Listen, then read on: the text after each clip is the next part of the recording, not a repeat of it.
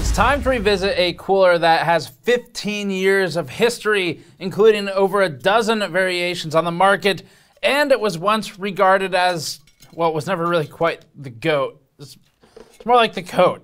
It was the cheapest of all time. And that is the Cooler Master Hyper 212. We're going to be benchmarking it today with our modern testing methodology against modern coolers like the Deepcool AK400, which is really cheap, and a competitive single tower cooler versus this, as well as things like the Thermalright Assassin Spirit, which stands in the price point that the Hyper 212 once set its dominance. So, time to revisit the Hyper 212 and see how it does by modern standards. Before that, this video is brought to you by Thermal Grizzly. Thermal Grizzly's Hydronaut and Cryonaut thermal pastes are high-performing thermal interfaces for use on CPUs and GPUs. You can bring an old card back to peak performance by repasting it and doing preventative maintenance, and Thermal Grizzly's Hydronaut is ideal for water cooling and air cooling for new and old cards alike. Cryonaut paste is one of the top performing pastes for extreme overclocking with CPUs and GPUs and has been used in several world record scoring machines. Learn more at the link in the description below. So depending on how long you've been either building PCs or observing the industry, this cooler has different levels of significance for you. Back when it came out in roughly, well, at least 2007 is when it was reviewed by Anantech, back when Anand himself was still there. But back then, the cooler made waves for being mostly cheap. And it pretty much only made those waves for the rest of its history. These days, the Hyper 212s are difficult to find through first-party, new retail sources for reasonable prices, at least given the market today, where a lot of the stuff we've got on it, well, at least like this one, the Hyper 212 Black Edition, or RGB Black Edition is one of the others that we have. This goes for about 35 to 40 bucks today, if you can find it. We're not sure if they're even still manufacturing it. So much more expensive than it used to be, where at its lowest, just in the last 2 years only, the PC part picker history shows a low point of about $18 or so for a Hyper 212. And for sure it was lower than that at some point in the last 15 years. We can't see that far back too easily. So that's what it's known for. And it has a number of weak points as a result of that, like the mounting mechanism, which historically has mostly caused issues with the pressure distribution that you'll see in our pressure maps today.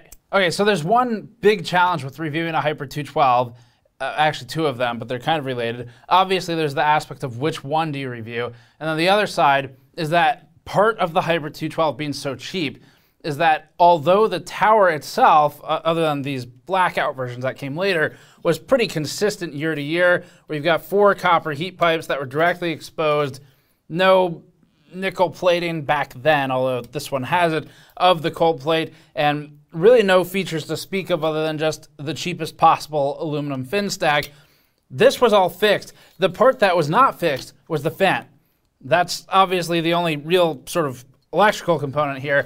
And because the fan supply changed over the years, where Cooler Master would switch its supply for the cheapest possible fan that given year, and sometimes without even changing the model number, because of that, it makes it really hard to actually test one that you might have, because it was constantly in flux, and that was the point of the product. It was that it didn't necessarily have this fixed supply with a targeted nice fan over the years, because the fan was disposable, and they went with the cheapest possible one to still make the cooler go. So to simplify things, what we're doing, just to keep the testing straightforward, we took the newest-ish version of the Hyper 212. This is a Hyper 212 Black Edition. Specifically, we took the RGB version of this, same thing, just with an RGB fan, and we tested that through our modern suite. So this has the best possible chance of showing a good set of data against modern coolers because it's been slightly updated. But overall, the design's about the same. The price point when we bought it over 2 years ago now is about the same as some of the AK400 type coolers on the market today, except it's got a better modern fan on it instead of some of the older junk that was on these. The thing is, though, these older coolers did not support, obviously, AM4. AMD had, at that point in time, basically no chance fighting Intel, other than if you go back to the Phenom 2 days, and they definitely didn't support LGA 1700. So we're testing the newest version of the Hyper 212, and although it'd be interesting to see the older ones, they just don't adapt forward in a way that makes sense. They would suck. They'd be very bad. So we're gonna test the best version of it. Let's talk about mechanical aspects of the design. The Black Edition that we have measures 120 millimeters wide by 80 millimeters deep and 159 millimeters tall.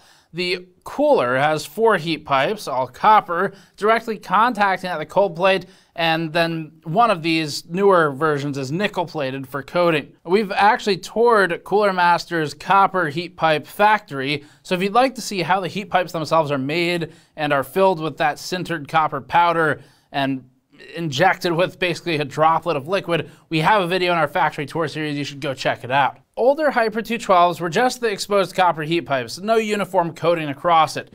New and old coolers alike are about the same size, almost exactly down to the decibel millimeters, and they have 4 heat pipes. So really it's mostly the looks and the fan that have changed, especially over the years, but that fan matters a lot. RGB LEDs actually weren't even really a thing in PC hardware back when the 212 first launched. That was in the cold cathode days. We noticed that the method of securing the top plate to the top of the fin stack was overall poor, with the screws being used to secure the plate, causing warping of the top plate. The tension at the factory also caused deflection for the top 2 fins at the corner. The fan has a few different options for attaching. One of the sets of Hyper 212s we have uses plastic clamps that are unique to some of these Cooler Master products. Now, normally that would reduce the supply of replacement options since most other manufacturers just use metal brackets, but you could switch to metal brackets on most of these, and if for some reason that won't work, the Hyper 212s were so widely spread that it's really no problem. And that's really the truth of it. We can't understate how many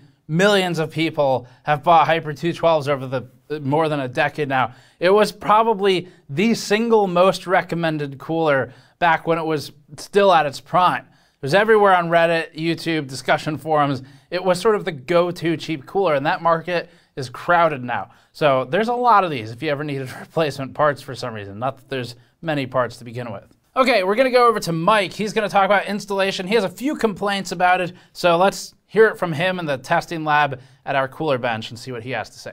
Okay, so today we're gonna be focusing on the AM4 installation, and you might be thinking we are gonna utilize this heavy-duty metal backplate with a non-conductive surface adhered to the top of it, but you'd be wrong.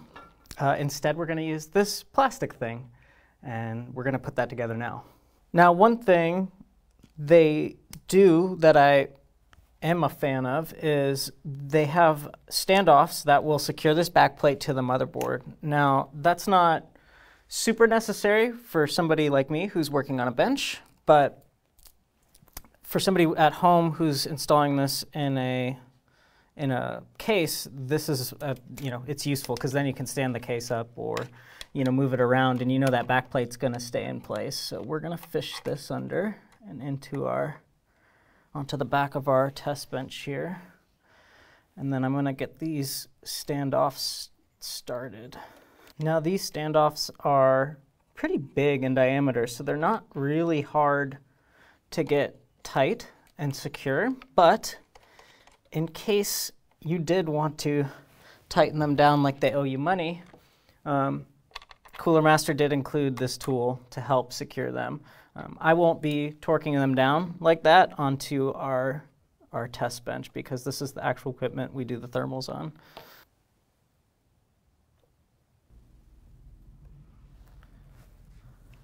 So you might be thinking, Mike, why did you apply the thermal paste? You haven't attached the brackets onto the cooler yet, but as the instructions called for, after mounting the back plate with the standoffs, I did then apply the thermal paste.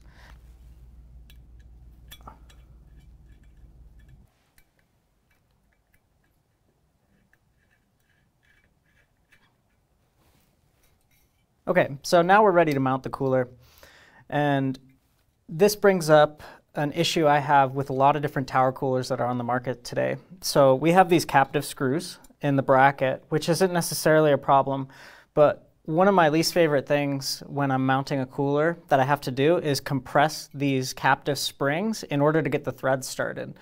There's nothing worse, at least to me as a technician or just anybody who works on anything, than the feeling of cross-threading or risking cross-threading or damaging threads. It's very disheartening, and you can feel your soul leaving your body. So as you can see, there's quite a gap we have to close between the male threads and the female threads of the standoff. And we have to do that by compressing the captive spring. And of course, getting this first one done involves, holding the cooler on the other side so that it doesn't flip off the CPU. So I'm gonna firmly hold down on the top of the cooler here, and I'm gonna press down and start to spin and hope for the best. So we're mounted, or we're threaded in all four. I'm gonna start walking this down. So it's just a bit of a clumsy and awkward solution, and we've reviewed a ton of air coolers recently, and there's a lot of companies out there just doing it better, and the installation's a lot less stressful and requires a lot less finesse. And finally, once everything's torqued down, we can install the fan. All right, now that that's in, we'll go ahead and plug in our fan header to the motherboard. And that wraps up the installation segment, and now we're going to hand it back over to Steve to take a look at the pressure scan results.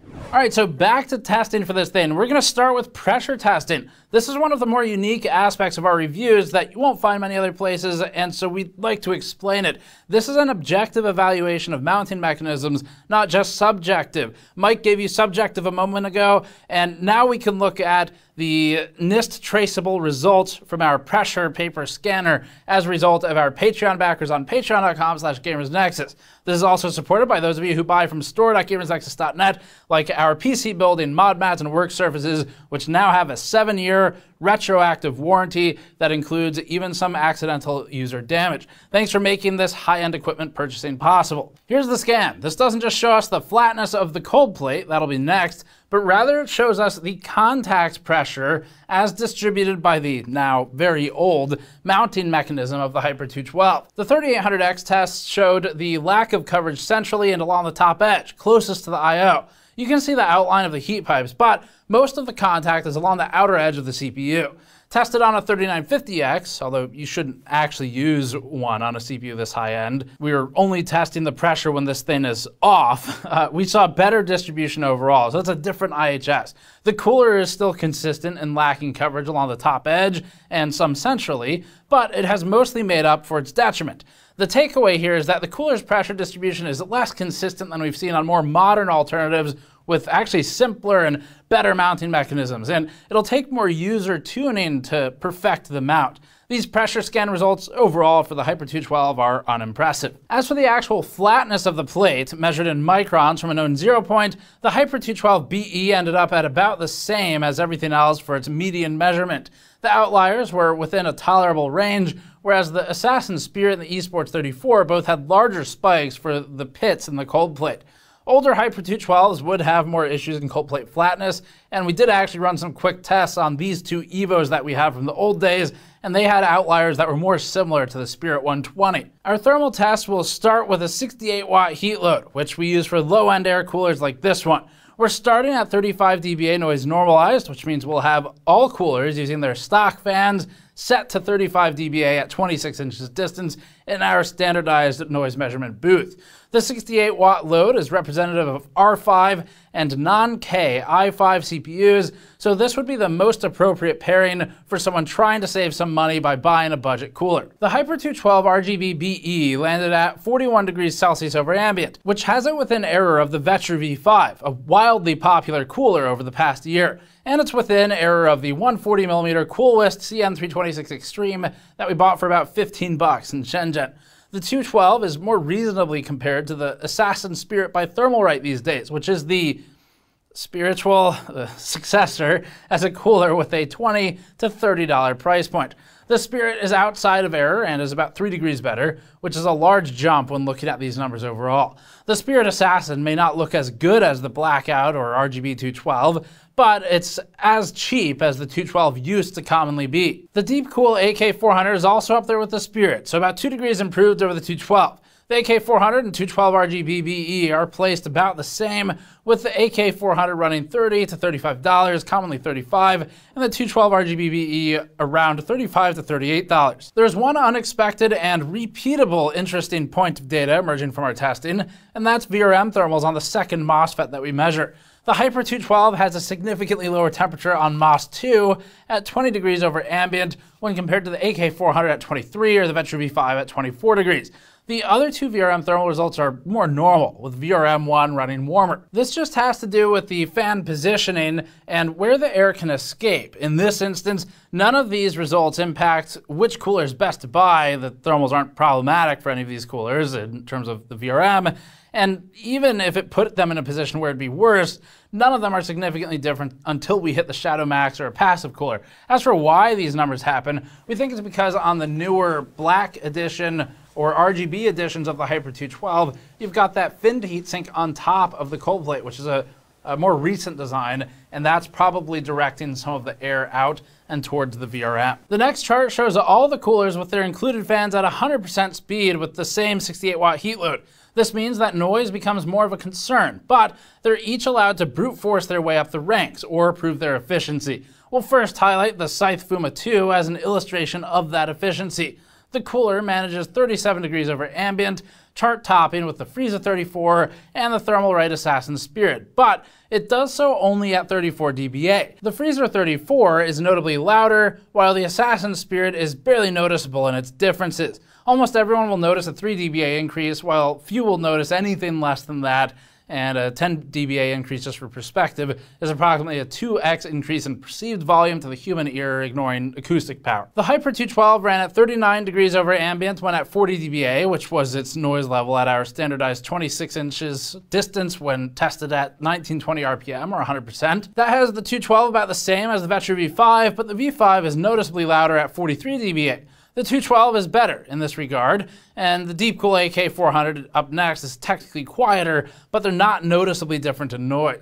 The AK400 is a better thermal performer, but again, not really in a way that matters here. Compared to stock coolers like the Wraith Prism or the Wraith Spire, the Hyper 212 is significantly better. The stock coolers are an example of some of the worst efficiency charted here, with 47 dBA maintaining only a 43 degree over ambient result. If you have an old Hyper 212 that just needs an adapter to mount to a new CPU, it'd be worth it to go get the stock cooler off of there and swap even to that older 212. Up next, we move to a higher heat load at 123 watts and back down to our noise normalized 35 dBA testing. 123 watts is representative of the AMD R7 or Intel i5 SKU stock CPUs and isn't distant from AMD's R9 5900X power consumption. This will be more of a challenge for these lower end coolers, especially as they're joined in the charts by higher end alternatives. The Hyper 212 barely gets by here. Every 2 to 3 degrees matters when you're this borderline, and the 58 degree result of the Assassin Spirit or the AK400 give more room for a hotter case. The dual fan coolers like the AK620 see significant reductions in load temperatures and would fare better in more closed off cases than these single towers. The 212 isn't the worst single tower here, that'd be the Vetroo V5, but it's really not far from it. We'd recommend something better for the 120 watt chips, so if you're using an R7, R9, or i5 SKU and i7 non-K class CPUs, buy up if it's within your budget. At 100% fan speed and 123 watts, the 212 remains at the bottom of the chart. The NHU12S is limited by its fan speed here at 37 dBA for the noise level, allowing the 212 a better position, but neither is particularly well suited to this workload. The Assassin Spirit is only a little better, while larger gains come from the AK400 at 55.5 degrees, and the Fuma 2, of course. The AK400 manages its lead mostly through a louder fan at 43.6 dBA, while the Fuma 2 does so through being a larger dual fan cooler. The Hyper 212 would be able to handle this heat load more reasonably at the 100% fan speed than at the quieter setting we tested earlier. It's clear that there have been improvements over the years where even this newest Hyper 212, with one of the newer fans that they're shipping with it, this model still is showing maybe about a 2, sometimes 3-ish degree gap between some of its modernized competitors. So even with that fan change over the years, it's slipping and falling behind, and if we put one of these older fans on it, it would do even worse, although I mean, realistically, there's kind of a limit to how much testing makes sense to do. And suffice to say, if you have an older model with an older fan, it's not going to do well on a modern CPU comparatively versus an AK400 if the newest one is behind by a few degrees. So anyway, the Hyper 212, it was the coat, as we said. And it was very nearly the GOAT in that camp of coats. And so, anyway, what we're saying is the Hyper 212 was good as far as budget coolers go, but its time has obviously passed for the most part. You can't even really find it anywhere. At least when we checked moments before filming on Amazon and Newegg, maybe we just hit it when it was completely out of stock or something, but there wasn't much out there for a reasonable price when we checked today. So that leaves the AK400 or the Thermalright Assassin Spirit, or any number of other coolers, the Vetroo V5 even, which has been kind of beaten by the two aforementioned coolers. Any of those three would be the modern successors to something like the Hyper 212. But the 212 Black Edition that we're looking at today, that itself is many years old now, that held its own reasonably well. It's just, despite the fact that the gap in thermal results isn't really large enough for the most part to be noticed by anybody, it is large enough to show a difference and a loss, or a defeat ultimately, for the 212 RGB Black Edition. So the major weaknesses here with the 212 Black Edition these days is just that the efficiency, so the acoustic trade-off for the thermal performance, is not as good as modern coolers. The pressure is really pretty bad. This is one of the oldest mounting mechanisms they have, but even the newer ones, it doesn't really give that same sense of security that you get with more modern coolers, where the companies have really invested in just engineering actually simpler but better mounting solutions. This often ends up being the case. They're really complicated in the old days, often unnecessarily so. And so that means that if you don't really get a good mount when you're installing the thing, your pressure map is going to look something like one of ours earlier. And even with one of those being a better mount of the two, it's still not great. So there are downsides, clearly. That said, most people watching this probably just want to be told that their Hyper 212 was a good purchase back in the day. And there have always been better options, of course, than a Hyper 212. And it's just that it was good for the price. And it remains a reasonable purchase if you bought it back then. If you're still using it today, however, for many years now, probably going on 5 or 6, there have been better options out there that you could have just bought new. So if you're still sitting on a Hyper 212 and you're thinking maybe I'll upgrade to an AK400 or something like that, there's not really much point. The 212 is still okay. You could upgrade the fan though and get most of the difference. And if you are sitting on something like a stock cooler and you're thinking maybe should I go buy a 212 or should I buy a newer one? Well, the cool thing with the 212, if you can get it with AM4 hardware, or if Cooler Master will send it or sell it to you, or you can buy it separately, it's potentially an extremely cheap option because these things are all over eBay. They are everywhere, and you can probably just go to an e-waste recycler like Cramden Institute near us. They have these things in there, and I'm sure you can get it for pennies on the dollar, basically. So that's one of the cool things about buying used parts. You can get really good deals on it.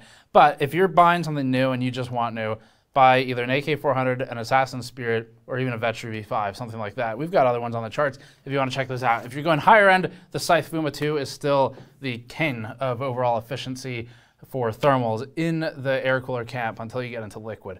That's it for this one. Thanks for watching. It was fun to revisit it. Let us know what you think about other coolers from either this era or really any time in the last 10 years or so, and what you'd like to see us revisit as a fun piece to see where are they now. Thanks for watching. Subscribe for more. You can go to store.gamersaccess.net to pick up one of our mod mats, which are on back order now. They'll be back in soon. We just added a retroactive 7-year warranty on these, and it even covers some accidental user damage. So go check it out on store.gamersaccess.net for building your next PC, and it helps fund our testing directly. Thank you for watching. We'll see you all next time.